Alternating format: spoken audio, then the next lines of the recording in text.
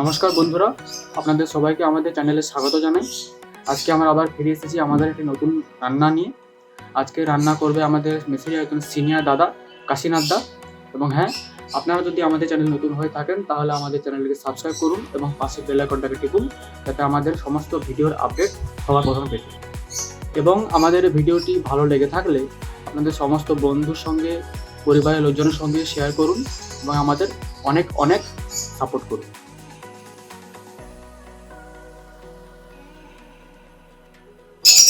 আজকে আমাদের রান্না হবে এই কাঁচকলা, বেগুন, লাউ ডাঁটা, এইসব দিয়ে একটা লাইট ঝোল হবে। আজকে রান্নাটি করবে আমাদের কাশিদা। আমি শুধু এই সবজিগুলো কেটে দিচ্ছি, বাকি সবজি কাটা হয়ে গেছে, শুধু এগুলো বাকি আছে।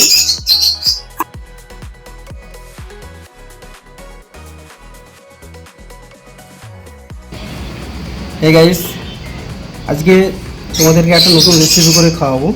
যে রেসিপিটা সাধারণত আমাদের দক্ষিণ ভারত প্লাস পূর্ব ভারতেই দেখা যায়। সাধারণত আমরা যদিও বলে থাকি অন্ধ্রপ্রদেশের নেল্লোরকে চিংড়ির রাজধানী, কিন্তু অন্ধ্রপ্রদেশের মানুষ এবং সাউথের মানুষ এই রেসিপিটা খুবই কম জানে। আর এই রেসিপি সম্বন্ধে ইন্টারেস্ট আমাদের পূর্ব বাংলার মানুষ, অর্থাৎ বাংলাদেশ প্লাস আসাম, ত্রিপুরা এই সাইডের মানুষগুলো এই রান্নাটা খেতে ভালোবাসে। এই রান্নাটা কি, যে আমরা চিংড়ির বিভিন্ন ধরনের যেমন রেসিপি খাই, তেমনি এই রেসিপিটাকে আমরা যদি একটু আলাদা করে ভাবি কেমন হয়। যেমন আমরা আজকে এনেছি লাউ পাতা।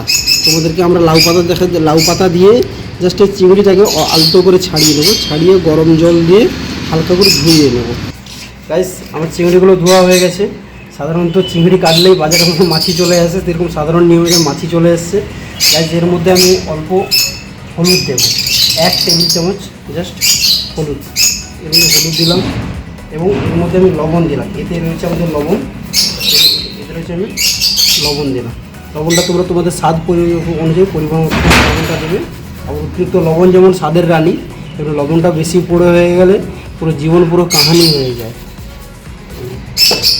এর সাথে আমি একটু অল্প করে অ্যাড করব গোটা জিরে, অল্প করে অ্যাড করবো একটু গোটা জিরে। গোটা জিরে কী হয় গাইস, মুখে পড়লে মুখে ফ্লেভারটা খাওয়ার সময় ভালো লাগে খেতে। এবং এর সাথে অ্যাড করবো একটু ধনিয়া গুঁড়া। গাইস, আমি আর এদিকে আর কিচ্ছু দেবো না। এরপরে নানা উপকরণ নিয়ে আসবো, যখন বানানোর সময় তোমরা দেখতে থাকো একে একে। হ্যাঁ, এবার এগুলো দিয়ে আমি এগুলোকে হালকা করে একটু আলতো করে মাখিয়ে নেবো। এবং গাইস, এর মধ্যে আমি অল্প একটু সরষা তেল দেবো। গাইস, আজকে যেটা মেনু করবো লাউ পাতা দিয়ে চিংড়ির ভাপা। এবার লাউ পাতার মধ্যে সমস্ত উপকরণ চিংড়ি দিয়ে যেহেতু এটা করবো, তাই লাউ পাতাগুলো বিভিন্ন গাছে বিভিন্ন জায়গায় কোথা থেকে এসছে, চাষিরা কোথা থেকে এনেছে তো জানি না, সেইগুলোর মধ্যে বিভিন্ন পোকা অনেক কিছু থাকতে পারে, তাই এগুলোকে ভালো করে ছিঁড়ে নিলাম। দিয়ে এরপরে সমস্ত কিছু অ্যাড করবো। অ্যাড করার পরে তোমরা দেখতে থাকো। এরপরে এতে প্রথমে আমরা অল্প করে একটু টমেটো কুচি দিলাম। টমেটো কুচি মুখে খেতেও ভালো লাগবে এবং এই যে টক ফ্লেভার চিংড়ির সাথে এবং এই পাতার এই যে পাতা রেখেছি, এই পাতার সাথে একটা আলাদা দারুণ সেন্ট, যেমন খেতেও খুব ভালো লাগে। আমি টমেটো কুচি দিলাম। এই যে আগে থেকে যে লবণ দেওয়াই রয়েছে, আগে থেকে লবণ দেওয়া, এর মধ্যে আমরা যখন দেবো একটু পেঁয়াজের বাটা দেবো। পেঁয়াজ বাটা দেবো, পেঁয়াজের বাটা দিলাম। পেঁয়াজ বাটার পরে দিলাম একটু রসুন দেবো। চিংড়ি একটু অল্প করে একটু রসুন বাটা দেবো। রসুনের সাথে একটু দিলাম আদা বাটা দিলাম। এবং এর সাথে কী দেবো, আমরা টমেটো কাঁচা লঙ্কাগুলোকে চিড়ে রাখা হয়েছে, এই কাঁচা লঙ্কা দিলাম এর সাথে দিয়ে। এবং শেষে কী করবো, শেষে আমরা বেটে রাখা বেটে রাখা সরষা, আমরা সরষা বাটাটাকে এর মধ্যে দিয়ে দেবো।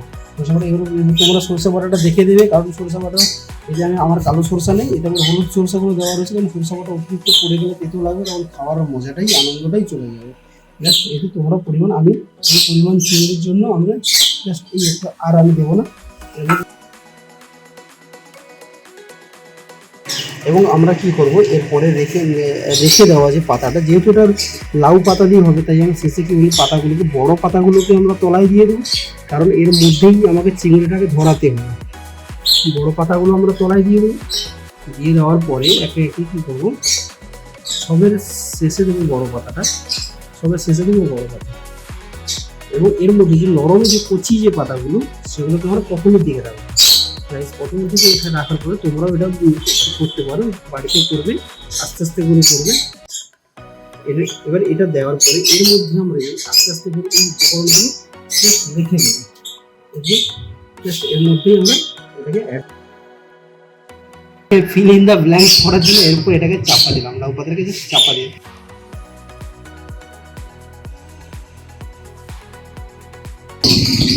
আমরা কথা বলতে বলতে ভুলেই গিয়েছি আজকে কথা বলতে এর মধ্যে সরষের তেলটা অ্যাড করতে, কারণ চিংড়ি মাছটা আছে তো, চিংড়ি মাছটা ব্যাপারে সিদ্ধ সরষের তেলটা অ্যাড করতে পুরো সম্পূর্ণ ভুলে গিয়েছিলাম। সরি গাইস, তো মনে করো না। আমরা আস্তে আস্তে চিংড়িটাকে তেল দিয়ে মাখিয়ে নিলাম। মাখিয়ে নেওয়ার পর পুনরায় আমরা যেমন বানাচ্ছিলাম তেমন আমরা দিয়ে দেবো। তেলটা দিকে দেওয়ালেও বলে দিই, তেলের বোতলটা আছে কিন্তু তেলটা দিকে দেওয়ালেও বলে দিই গাইস। গাইস আমরা গ্যাসটা জ্বালালাম, জ্বালিয়ে এবার কড়াটা বসাবো। কড়াটা বসিয়ে তেলটা একটু বাড়িয়ে দিই, তেলটা বাড়িয়ে দিয়ে তেলটা জল দেবো।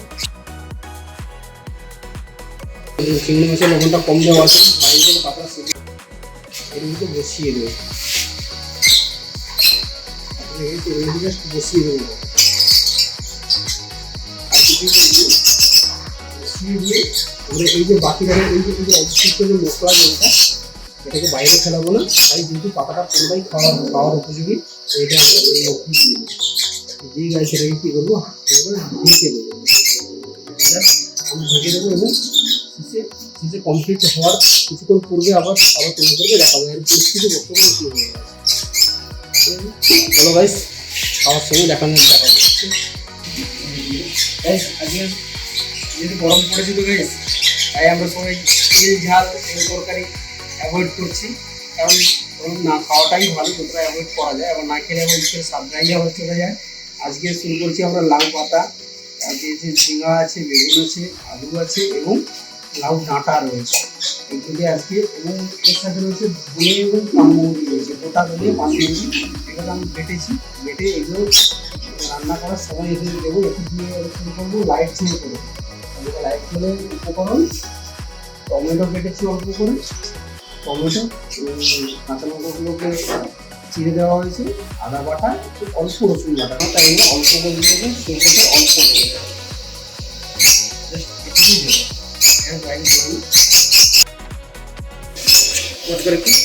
এর মধ্যে রাখা আমি 2 পিস তেজপাতা যাচ্ছে, তেজপাতাটাকে তোমরা একটু অল্প ছিঁড়ে দিয়ে দেবো। তেজপাতা অল্প দিলাম, এর মধ্যে দেবো ছিঁড়ে রাখা কাঁচা লঙ্কা, বেটে রাখা কাঁচা টমেটো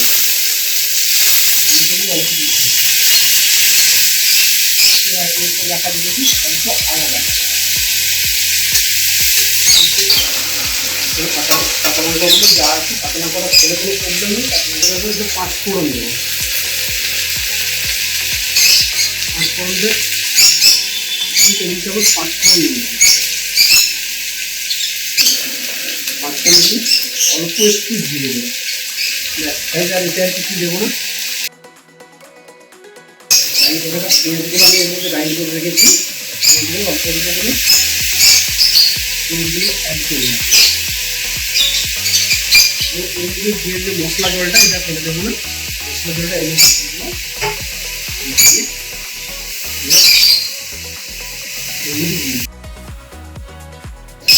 এর মধ্যে শেষে আমি তো হলুদটা একটু বেশি, আমার সবজির পরিমাণটা অনেক আছে, একটু তোমরা তোমাদের পরিমাণ মতো বুঝে দেবে। একটু অল্প কালো সরষে, আমরা সবজি যেটা দিয়ে থাকি তাই আমরা কালো সরষে সবাই কিন্তু ভালোবাসি। সবজিগুলো এই ডুমো করে রাখা কেটে আলুগুলো কিন্তু কেটেছি, ডুমো করে রাখা আলু। হ্যাঁ, তোমাদের ভাষায় তোমরা যা বলো, আমরা বলি আলুকে ছোটো ছোটো করে কাটলে ডুমো করে রাখা আলু এবং কাঁচকলা, লাউ পাতা রয়েছে, গাজর রয়েছে, গাজরগুলো অল্প একটু শুকিয়ে গেছে, কোনো প্রবলেম নেই, এবং বেগুন রয়েছে, এর মধ্যে সব কিছু অ্যাড করবে।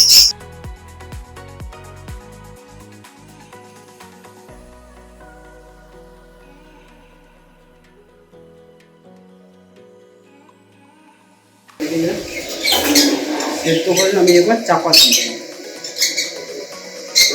চলো গাইস, দেখবো আমরা আমাদের লাউ চিংড়িটা, পাতা দিয়ে লাউ চিংড়িটা কন্ডিশন না বর্তমানে কী হয়ে গেছে, কারণ এই সম্পূর্ণ পেপারে সিদ্ধ হচ্ছে। একে দেখবো জাস্ট পরিস্থিতিটা কতটা পরিমাণে জানবে। খুব সুন্দরভাবে ফুটতে রয়েছে, ফুটতে থাকুন, আস্তে আস্তে করে একবার উল্টিয়ে দেবো, জাস্ট একবারকে উল্টিয়ে দেবো। এই জল গাইছে, জলটা পুরোটাই এর মধ্যেই মরে যাবে। একবার উল্টিয়ে দিয়েছি, এবার উল্টিয়ে দিলে কি সুন্দর একটা দারুণ একটা সেন্ট এসছে।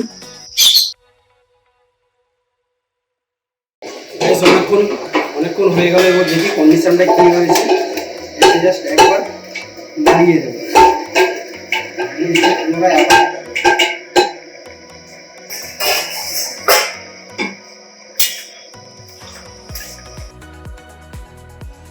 গ্যাস আমরা যে পরিমাণ জল দিয়েছিলাম সেই জলটা একদম পুরো শুকিয়ে গেছে। এটা আমরা উল্টে পাল্টে এর মধ্যে যে পাতার যে জলটা, এবার আস্তে করে কী করবো, আমার এই মশলা রেখে এটাকে আমি জাস্ট তুলে নেবো। জাস্ট তুলে নেবো, তুলে এরপরে এই সুতোগুলো আমরা ছাড়িয়ে নেবো।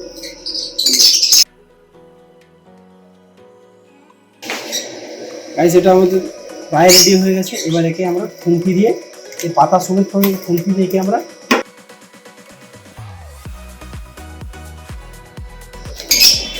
হালকা অল্প একটু সরষের তেল দিলাম, জাস্ট খুব ঠান্ডা। প্রায় দেখতে পেলাম জলটা মরে যাচ্ছে এবং শুকনো হয়ে গেছে,